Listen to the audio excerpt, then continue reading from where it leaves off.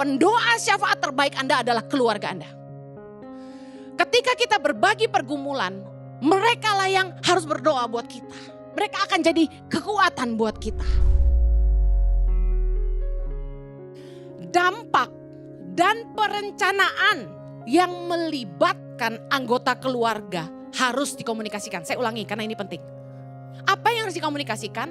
Apapun yang memberi dampak dan perencanaan yang melibatkan anggota keluarga harus dikomunikasikan. Saya kasih contoh.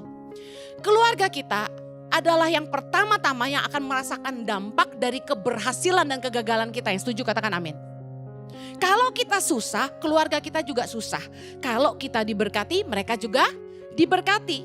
Penting sekali kita berbagi pergumulan kita dengan keluarga. Pasangan dan anak-anak kita perlu mendengar apa yang sedang jadi pergumulan kita. Loh Bu Heni, saya nggak gitu. Saya maunya susah, saya telan sendiri. Biar mereka nggak usah tahu. Loh, family is powerful. Saya kasih tahu. Ketika kita berbagi pergumulan dengan anak-anak dan istri atau suami kita bukan mau ngasih beban, tapi kita mau mereka membawa dalam doa buat kita. Ketika kita berdoa sama-sama dan meminta Tuhan bekerja. Ingat firman Tuhan berkata dalam Matius 18 ayat 19. Dan lagi Yesus berkata gini, jika 2 orang daripadamu di dunia ini sepakat meminta apapun juga, katakan apapun juga. Katakan sepakat. Permintaan mereka itu akan katakan dikabulkan oleh Bapakku yang di sorga. Kuasa sepakat 2 orang itu bicara suami istri. Di mana 2-3 orang berkumpul dalam namaku, Yesus berkata aku hadir. 2-3 orang bicara soal keluarga, family. Pendoa syafaat terbaik Anda adalah keluarga Anda. Ketika kita berbagi pergumulan, mereka lah yang harus berdoa buat kita. Mereka akan jadi kekuatan buat kita. Dan Tuhan melihat kesepakatan. Ingat firman Tuhan juga berkata dalam Mazmur 133, di mana ada kesatuan di situ berkat Tuhan dicurahkan. Ketika kita bersatu Tuhan bekerja. Saya pernah ngalamin. Satu kali kami sedang bangun rumah. Besok itu kami harus bayar kontraktor 200 juta. Anda tahu sebagai hamba Tuhan. Kami berharap dari Tuhan dan hidup dengan iman. Tidak pernah curi uang yayasan dan tidak pernah minta-minta sama orang. Jadi kami berdoa. Saya selalu pendam sendiri. Dan satu hari itu saya sudah tidak kuat karena tidak ada uang. Jadi saya ngomong sama anak-anak saya dan suami saya. Suami saya ini tidak pernah tahu kalau saya itu susah. Karena saya tuh orangnya apa-apa disimpan. Nah hari itu saya mengambil keputusan saya harus berbagi beban. Jadi pada waktu kami mau berdoa malam, saya bilang besok mama harus bayar ke kontraktor 200 juta dan mama belum punya uang. Suami saya syok. Nah saya gak pernah cerita. Waktu malam itu kami berdoa sepakat, Tuhan kami tidak tahu gimana caranya tapi besok kami harus bayar 200 juta. Tuhan tolong kami dalam nama Yesus, amin. Sepakat berlima kami gandeng tangan dan berdoa.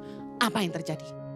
Besok paginya orang yang saya tidak pernah sangka-sangka akan telepon saya dan bilang gini, mau kasih saya uang, minta rekeningnya. Saya bingung, hah? Mau kasih saya uang? Iya. Akhirnya saya kasih rekening.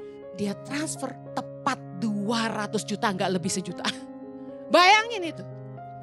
The next day, the next morning.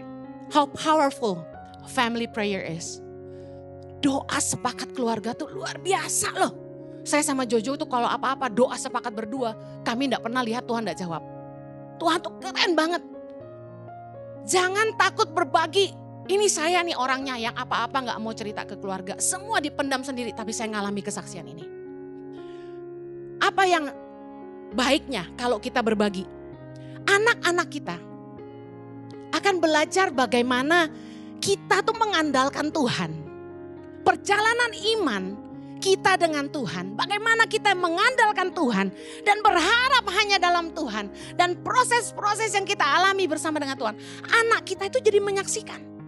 Dan mereka bisa melihat penyertaan Tuhan yang nyata dalam hidup kita. Ketika kita ajak mereka berdoa, mereka jadi tahu, oh gini loh besok-besok kalau dia punya masalah, dia akan lakukan yang sama. Anak-anak kita perlu lihat bagaimana kita menang melalui proses demi proses. Dan bagaimana kita bisa bersyukur dalam segala keadaan, susah maupun senang. Anak-anak kita jadi belajar. Sampai hari ini anak-anak saya tidak bisa memungkiri bagaimana Tuhan telah melakukan begitu banyak mujizat dan kebaikan dalam hidup kami. Selain pergumulan, bersaksi tentang kebaikan Tuhan dalam hidup kita kepada istri, pasangan, dan anak-anak kita. Anak-anak akan belajar mengenal Tuhan dari perjalanan iman orang tuanya. Yang setuju katakan amin. Mereka akan lihat, wih Tuhan keren juga ya, bisa bikin ini dan itu. Bahkan waktu Pak Jojo pernah khotbah, saksikan bagaimana orang telepon kami dan melunasi uang sekolah Chloe Zoe di masa pandemi. Itu kami cerita sama mereka. Jadi mereka percaya enggak percaya jadi wow, you know. Pengalaman iman kita haruslah kita bagikan dengan anak-anak kita. Family is where you share your happiness and your struggles. Berdoa bersama keluarga, powerful sekali. Ibadah Gereja Impact Community Indonesia ada di setiap minggu jam 8 pagi, jam 10, jam 12 siang, jam 3 sore, dan jam 5 sore. Setiap ibadah disertai ibadah anak atau Impact Kids dan ibadah remaja. Anda bisa mengajak teman, keluarga, dan relasi untuk ikut beribadah bersama. Dan bagi anak-anak muda, ada Impact Youth jam 5 sore waktu Indonesia Barat di Gereja Impact Community Indonesia.